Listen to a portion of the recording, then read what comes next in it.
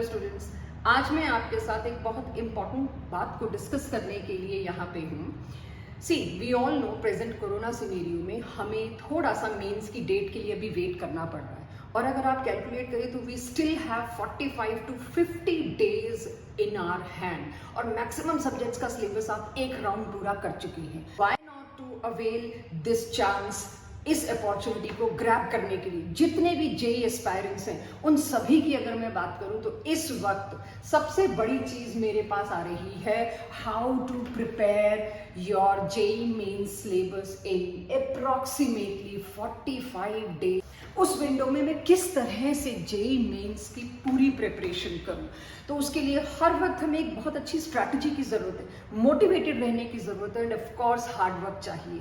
But ये सारी बातें करने के बाद प्रैक्टिकल सॉल्यूशन हमें नहीं मिलता। So let's move to practical solution strategy. See, if you strategize smart you can win. आप जेई मेंस में अपने आप का बेस्ट वर्जन दे सकते हैं। I receive one question, ma'am पढ़ें कैसे, how to study at all. Right strategy ठीक है, आप साइड में रखो, लेकिन पढ़ें कैसे। और वो राइट स्ट्रैटेजी में सबसे पहले मैं आपको 4 अल्फाबेट्स दूंगी, and this is what you should do. और वो 4 अल्फाबेट्स क्या हैं? Spot. What is this S? जो भी चैप्टर आज के बाद आप अपनी 45 डेज की विंडो में पढ़ने वाले हैं, कोई नई बुक, किसी भी फ्रेंड के नोट्स, किसी टीचर के नोट्स, कुछ नया लेने की जरूरत नहीं है। जो आपने पिछले 2-1.5 सालों में अपने खुद के नोट्स बनाए, kindly depend on that. Self notes are the most important. कहते हैं ना, unknown devil is always better than unknown friend. तो आपके अपने नोट्स में आपको उसकी कमी पेशी भी पता है, उसमें आपको इंप्रूवमेंट जोन भी पता है, और आपको बहुत रेपिटेटिव लगेगा, and repetition is nothing but retention. फिर प्रीवियस ईयर, उस टॉपिक, उस चैप्टर के प्रीवियस ईयर क्वेश्चंस देखिए। कहाँ से देखें? कोई मोटी मोटी किताबें खरीदने की जरूरत नहीं है। Just go to a book seller. Past years Arihant के जैसे आते हैं, क्योंकि वो उसमें मिस्टेक्स बहुत कम है, इसलिए मैं आपको वो सजेस्ट करूंगी।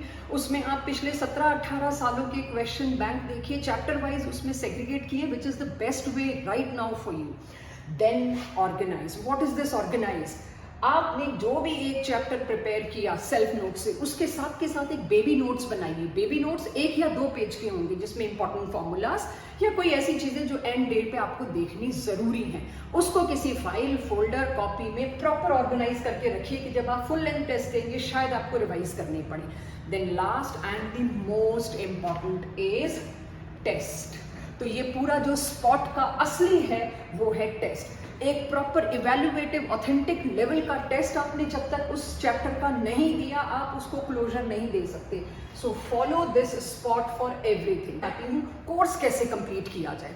कोर्स कंप्लीशन के लिए सबसे पहले कहा जाता है best foot forward. Choose easy for you, not for somebody else. Easy, strong and scoring chapters. According to mains previous years, you will get to know कि कौन से chapters ज़्यादा scoring हैं, उनको choose करिए।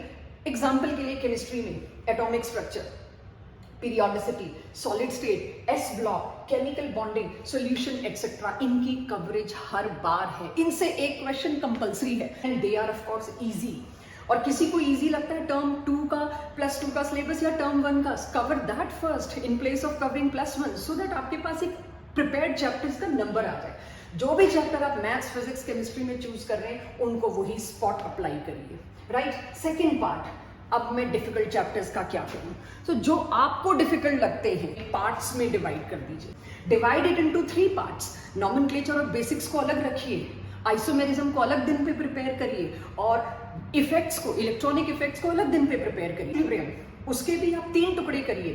केमिकल इक्विलिब्रियम अलग, और ionic equilibrium में पीएच तक का पार्ट अलग, और पीएच के बाद वाला बफर एंड सॉल्युबिलिटी प्रोडक्ट वगैरह अलग। तो इस तरह से उनको अलग अलग हिस्सों में अलग अलग चैप्टर्स की तरह पढ़िए। Then again apply spot. इसके बाद आता है, I will suggest leave very difficult 2, 3, 4 chapters, और जिनकी या फिर छोड़ने की मुसीबत पड़ती है हम पे, तो लेस कवरेज वाले को छोड़िए, जो कि नेक्स्ट अटेम्प्ट में हम पकड़ेंगे। छोड़ने का मतलब हमेशा के लिए नहीं है, we have opportunity of more attempts, उनमें कवर करेंगे उसको। For example thermodynamics, D and F block, जिनकी कवरेज थोड़ी कम है मेंस में, इसीलिए इस पे हम ये कॉल ले सकते हैं। अगर आप इसको अप्लाई करते हैं, धीरे धीरे धीरे आपका केओस सिमटने लगेगा, आपका मोरल बूस्ट होने लगेगा। एंड ऑफ कोर्स लास्ट पंच मेरी प्रिपरेशन में क्या है, PCM के full length practice test, see your mains test should not be your live telecast, should not be your first.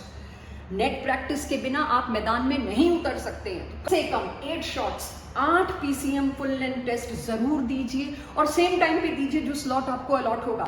Suppose आपको टाइमिंग अलॉट हुआ 1 बजे से 4 बजे वाला, आपको उससे 10 दिन पहले डेट अनाउंस हो गई, उससे 8 या 9 या 10 दिन पहले ये PCM टेस्ट देने शुरू करने सेम टाइम स्लॉट में।